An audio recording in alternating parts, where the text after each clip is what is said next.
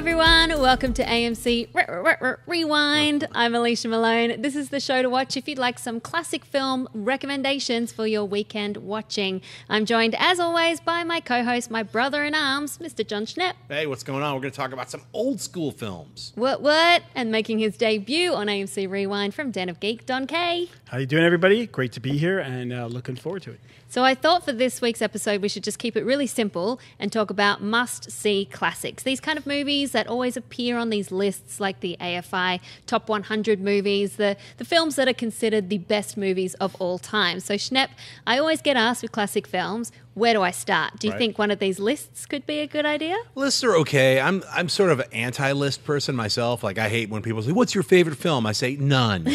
Like, start with, like, what's my favorite genre? And then we'll start there, and then I'll give you my top 10 of that genre. There's I don't have a top favorite film. But I do think that lists are important, especially if you're a cinephile and you started out watching Godzilla, and then you grew up, and then you watch some like action films on TV, and you're like, I want a little bit. Let's learn about history. What should I watch? What did I miss that'll give me a little like insight into filmmaking and storytelling, and where a lot of films have drawn from, the films that I like now. So yeah, that's where lists come in handy. We were just talking about it ourselves. It was like, list this and that.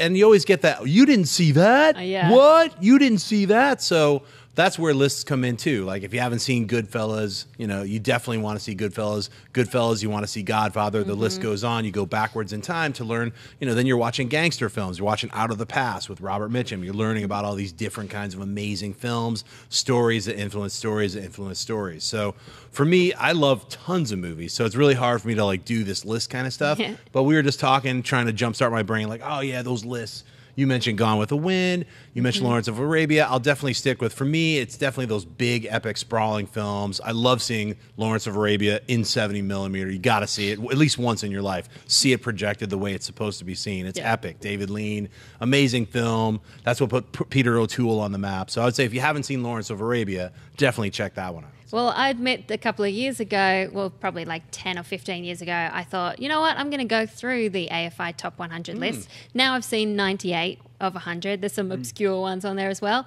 But it was a good way to just get an overall view. So, Don, we mentioned, Gone with the Wind, Lawrence of Arabia. What other classic movies are your favorites? Or do you have a favorite genre? I probably... I go back and forth on lists, making up lists. It's in flux. I'd have to say if I do have a favorite movie, it's probably The Godfather.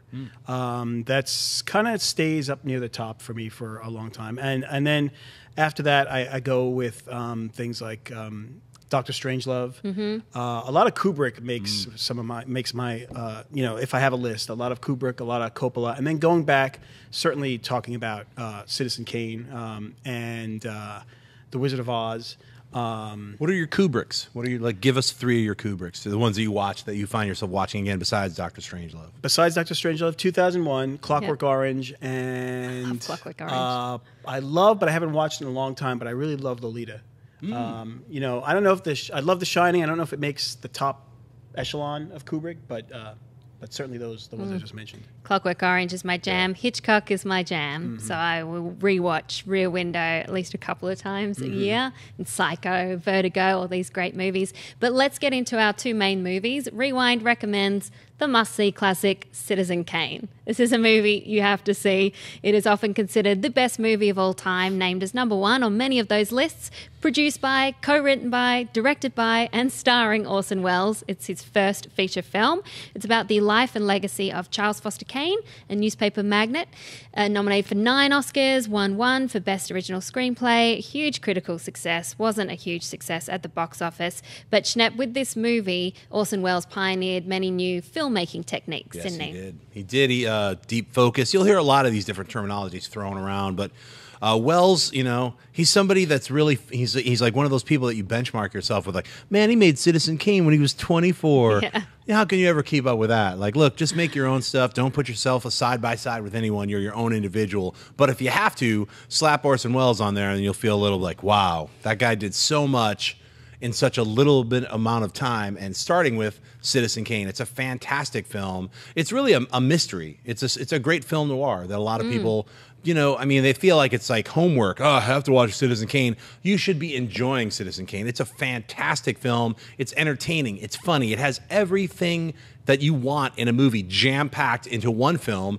and it really is one of the best films ever made. And it's not just because a bunch of old people say that. It really is one of the best films ever made. It's really entertaining. It's one of the first films to use that non-linear storyline where it starts at the end and flashes back. Also pretty incredible for the time, having Orson Welles play one character throughout his whole life. And Don, I remember when I studied this in film class, that was one of the first films where I realized about how editing and camera work could be used to tell a story. What did you think when you first saw Citizen Kane? It was the same thing. I saw it in film class too, in college, and we talked a lot about all these techniques that he used to create this film that still hold up incredibly well today. Like John was saying, this is not a film that is like, it's not like eating broccoli with your dinner. This is a film that is like a full course meal that it should, like, you can savor and be completely entertained by. And part of that is the way that it looks so amazing. It sounds so amazing. All these things that he used, the deep focus, the cutting, the different camera angles. It's so unique. It just sort of stands alone. And I remember, as far as I can remember, because it was back in the Jurassic Age, but I remember, in film class, being sort of becoming aware of these things sort of for the first time through watching this film. Yeah, I remember the breakfast montage. It's pretty simple. Yes. Starts out with a married couple at a close table. Slowly they get further and further Perfect apart. Yeah. And it shows the degradation of a marriage, which seems so simple these days when you say it, but Schnepp is one of the first films to actually do that. Yeah, I mean, Orson Welles is and was a genius. And a lot of his films, if you haven't seen his film catalog, those fall into my classics of films that you should see. Lady from Shanghai. You should definitely see his follow-up film, The Magnificent Ambersons, which unfortunately was shredded by the studio. So I guess that missing 100 minutes will never be seen. But it doesn't matter. The film still holds up. It's still a good film. Touch of Evil. Really, Orson Welles did so many amazing films, and it's unfortunate too because with Citizen Kane, he was really kind of like sticking it to Randolph Hearst, who was this newspaper magnate, and he did a lot of subtle and not so subtle little digs in the film, which really angered Hearst, who helped shut the film down and shut Orson Welles' career down for many years. So after Citizen Kane, it was really hard for Orson to get that money to make the next film, and he struggled through the rest of his life. So people usually when I was a kid growing up, he was like, "We'll sell no wine before it's time." He was selling wine. He was a big fat guy, and he was selling wine. He was bitter because his career had been halted so many times. It was so impossible for him to move forward and get that money that he had become almost a joke to the media. And it was only years later that people were like, "You have to see Citizen Kane." It became what it is now. We're a revered cult classic. But in the 80s, even like right around then, it was like still like, his name was talked about as a joke. Yeah. And I'm so glad that is over and that we can actually hold Orson Welles up and say, look, this man was a genius, and look at his films. It's true, because you think Citizen Kane is one of these movies that was lauded from the beginning, but it didn't. It wasn't even until the 50s it sort of started gaining traction, and now it's the film that we really talk about.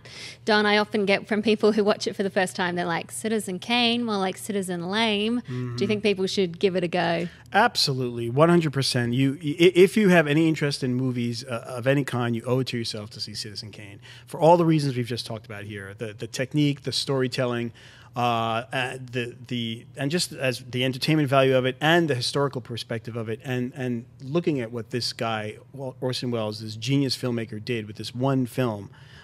Everybody with any passing interest in movies has to watch this. And that angers me. Any of your dumb friends who said Citizen Lame. Well, people on Twitter. Well, all right. People on Twitter, sorry you're too stupid to understand friends. The film. Yeah. It's like no one ever would call it Citizen Lame if they were half intelligent. That's right. Yeah. And I remember seeing like skits on The Simpsons before I even saw Citizen Kane. It's one of these movies that's permeated pop culture. Everyone knows Rosebud, right? Even if you don't know what it is. Right. And Maud Garrett, I'm going to get you to watch Citizen Kane. One of Maud, these days. you better watch that movie. Maud Garrett has not watched Citizen Kane. Come on.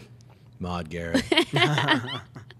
All right, let's move on to another must-see classic. You have to watch. Rewind recommends Casablanca. This is from 1942. It's the very famous romantic drama starring Humphrey Bogart and Ingrid Bergman. Set during World War II in Morocco, it's about an American expat who has to choose between the love for his ex or saving her husband, who is an important Czech resistance leader. Won 3 Oscars, one of the most iconic movies of all time. Schnepp, this is another film that even if people haven't seen it, they know the lines like "Play it again, Sam," which is actually incorrect, or "Here's looking at you, kid." Yeah. What's that very famous one at the very end? This is the beginning of a wonderful relationship. Yeah, this, what is it like? I think this is the beginning of a beautiful friendship. Yeah, beautiful friendship. And of all the gin joints in all the towns in all the world, why would you think this one's a classic, Schnepp? Well, it's just Humphrey Bogart, one of his best roles. I mean, it literally, and it's that it's centered in that one bar. Pretty much everything revolves around that bar. And it's just a really well-told story. I mean, you get involved in the story, and then it brings you all the way through, you know? It's a simple story, but it's actually quite complex when you re-watch the movie. Don, why would you say people should watch Casablanca? Well, one of the things that John just touched on, what I was thinking about was when I think of Casablanca, I think of the correctness of the story being told, like, and the clarity of it. It is such a well-told story, and everything fits together so well. The characters' conflicts and their arcs are very clearly laid out. It's a movie that's so clean in the way it presents that story, and it is a relatively simple story on top, this romantic triangle and this decision, but there's a lot of undercurrents going on as well, and the performances are so iconic. Not just Bogart, Lauren Bacall, and all the supporting players who are in the movie too are terrific. They create these really fascinating and distinctive characters, and the movie's just alive with all these people that are in it. Yeah. And so. Yeah, Schnepp, this is a love triangle where you actually like the other dude. He's actually a good guy. That's right. Do you think that's why the romance works so well? I think so. I mean, look, I mean, people refer to a lot of these old films as, I don't want to watch it because it's black and white. I mean, literally, remember when Turner was colorizing things? Let's not get into that, where everything had a bizarre pastel look to it, like strange. You just have to get into these kinds of films because they, like we talked about, black and white is like time travel. It's a transportation device where you get to enjoy the nuance of film itself, not living in color. It's like living in black and white, and decisions had to be made on how to shoot certain scenes because of the limitations. So. And Ilsa, played by Ingrid Bergman, she brought such a depth to her. Did I say Lauren Bacall? You did, but that's oh my God! You think Bogey and Bacall, they just go course. together so well, but she brought so much to this character. And Humphrey Bogart, I love how his character changes. Rick at the start is very cynical, and then by the end, he's a noble hero. It also has one of the best endings of all time. Yes, it does. That ending on the airfield and the lines at the end that John mentioned, the start of a beautiful friendship. Beautiful friendship. And just again, it all boils down to his character arc and the sacrifice that he makes, and it's beautiful. It's I don't know if it ever made me cry. I mean, people consider it a tearjerker type of ending, but even if it doesn't make you cry, it still like packs a very powerful punch. Yeah, one of the most romantic movies ever made. And Schnepp, I was thinking this is a movie that you couldn't set in today's time, because it'd just be like, instead of goodbye forever, you're getting on the plane, it's like, I'll poke you on Facebook. This wouldn't work. There is no goodbye forever nowadays. By the way, we should mention the fact that we're talking about these films being in black and white. Black and white is beautiful. Yeah. It is beautiful. It's, there's plenty to say about color films, and there's plenty of beautiful color films, but they had to work with a very limited range with black and white, and they, especially the more talented filmmakers of that time, I mean, the films, they look just sensational, the contrast between the blacks and the whites. They can really look like pieces of art on their own. So, this idea that you don't want to watch a film because it's in black and white is, again, you owe it to yourself to watch some really good black and white films, because it's artwork in itself. Yes, we're advocates for the black and white. Yeah, Kiss Me Deadly. I know that has nothing to do with either of these two films, but it's a classic. And when you're talking about just the way things were shot, I remember in film school, people were talking about, look at all the X's that the cinematographer made sure that you'd see. And I remember watching it repeatedly, seeing like all these, just visual hints that had nothing to do with the story, but everything to do with the story. So it was pretty cool. You can do a lot with only 2 colors. Or shades of black and white. All right, well, let's go to our segment where we celebrate the anniversaries of films out this week. Would you believe 20 years ago, Il Postino, the Postman, came out. That's not the Kevin Costner movie. This is the Italian film about a postman who strikes up a friendship with a Chilean poet. It was nominated for 5 Oscars, won 1 for Best Music, and Batman Forever came out 20 years ago, directed by Joel Schumacher. This is the Val Kilmer Batman, the Jim Carrey Joker, the Tommy Lee Jones Two-Face, Nicole Kidman, and of course Chris O'Donnell, Swoon, as Robin. The film earned a lot of money, but not so many great reviews. It's one of your favorites, though, Don, right? I have a funny story. It's not a good movie, but I don't hold it in the same contempt, I think, as a lot of people do. It's actually, in many ways, I've said this to people, and when you think about it, in many ways, it's sort of like the best written of those first 4 Batman films. The Tim Burton films had weak scripts. The Batman and Robin is just, the less we talk about that, the better. But this script, as campy as they were pushing the series at that time, with Joel Schumacher taking over, and they were going more for something along the lines of the old TV series, and as silly as the movie is overall, it kind of works as a script and as a story. And there's actually a pretty decent arc for Val Kilmer's Batman, even though it's kind of a rerun of the arc from the previous films. And there's even the way the relationship with Robin is developed is actually, I think, fairly well handled. It's just that it's so doused in all this goofiness, and the performances by, if you thought that Jack Nicholson's Joker was over the top, the performances by Tommy Lee Jones and Jim Carrey are, those are 2 iconic Batman villains, and they're really kind of done a disservice in this film. But in a lot of ways, I find it entertaining. I find it weirdly pretty decent storytelling. So I don't think it's the worst of the Batman films, and but I certainly don't think it's the best. No. Yeah, and people, when they think of Batman, they think of Christian Bale, Michael Keaton. No one ever says Val Kilmer. Yeah, I would have liked Batman Forever if Adam West played Batman in this movie. I absolutely hate Batman Forever. Of course, I hate Batman and Robin way more. Oh, yeah. But this was the beginning of the end of Batman, to me. It's like, there were elements of the story trying to break through the garbage, comedic candy glossing that was going on in the film, like Tommy Lee Jones, the Riddler. So many colors. It was just, but it was not. It wasn't the color of it. It was more so the garish, cartoony, campy elements that were not in Tim Burton's Batman or Batman Returns, that were either infused as a mandate from the studio because they wanted to sell toys or whatever. I don't know why it went so the other way, right back to the camp version of Batman, when they were still desperately trying to maintain some of that darkness with, the Val Kilmer character, acknowledging the bat. They were trying to get a little, a little more, mystical, but it just didn't work. At least for me, it's like, and in fact, for my documentary, I had to rewatch this film again, and it was like more painful than ever to watch it. So. God, well, Rewind also remembers that 30 years ago saw the release of Cocoon, this Oscar-winning Ron Howard sci-fi about a group of elderly people rejuvenated by aliens, and also Return to Oz came out 30 years ago, directed by Walter Murch. It's, as the title suggests, about Dorothy returning to Oz and discovering that the land has been destroyed. Don, what do you remember about either of these films? Well, Cocoon is the one I remember the most. But the thing that strikes me about Cocoon is that you could never make this movie now, because this is a movie starring a group of senior citizens. Yeah. And it's about them, finding this way to rejuvenate themselves. But today, everything is geared towards a youthful demographic. And you just couldn't. There's no way you could do it. And the thing is that they're all great in it. I mean, Wilford Brimley became a star overnight after 40 years in the business at that time, or whatever it was.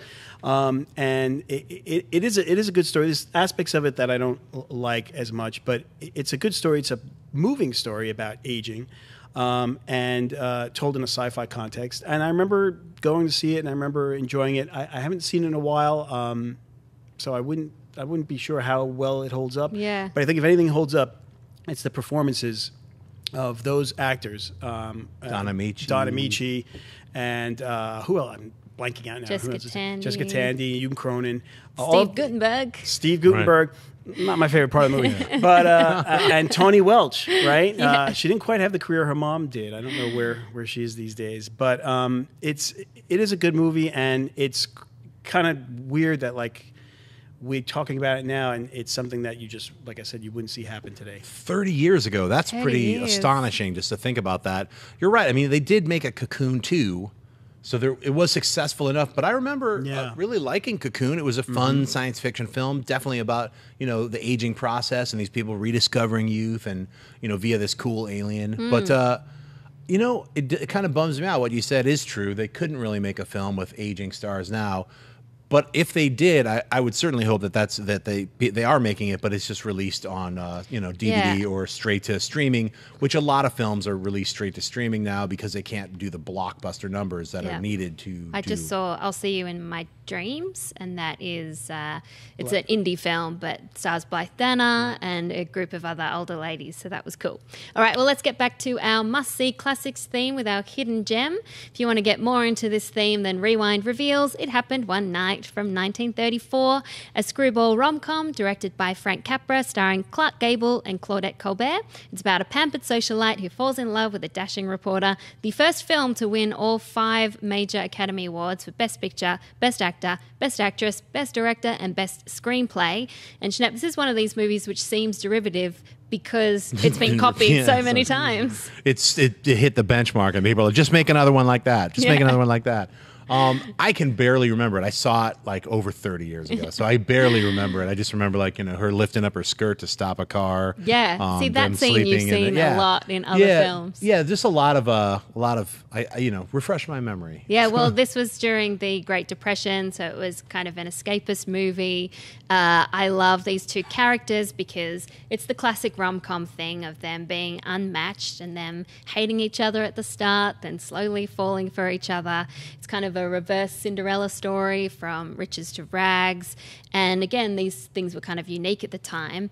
And Don, it feels to me, I rewatched it again recently, it feels like it's ahead of its time with the comedy. It is. It's ahead of its time in a lot of ways. It's interesting that this movie was, I'm trying to remember, was one of the last ones made before the Hays Production Code went into effect.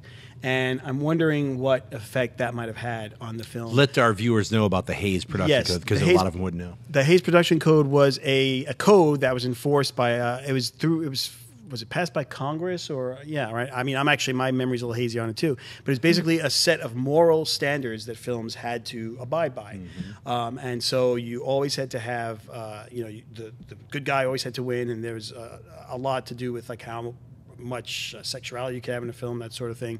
And I think that this film probably would have been quite different had it been made after that, because of the fact that in the Hays Production Code might have said she has to, abide by what her father's wishes and marry the guy that she's supposed to marry and not run off with this guy. You may not have gotten the scene where she lifts her skirt. Or the scene where he takes his shirt off, he doesn't have an undershirt. With no undershirt on, which, by the way, apparently that became a fashion thing for a while. It did, yeah. Yes. It took off after that. So, yeah, the shirt, the skirt, the way they get together, like all that stuff was ahead of its time for that time, and just ahead of the curve in terms of these kind of codes being put down on Hollywood for a few years after that. Yeah, are you a fan of screwball comedies, screwball romances? I love them.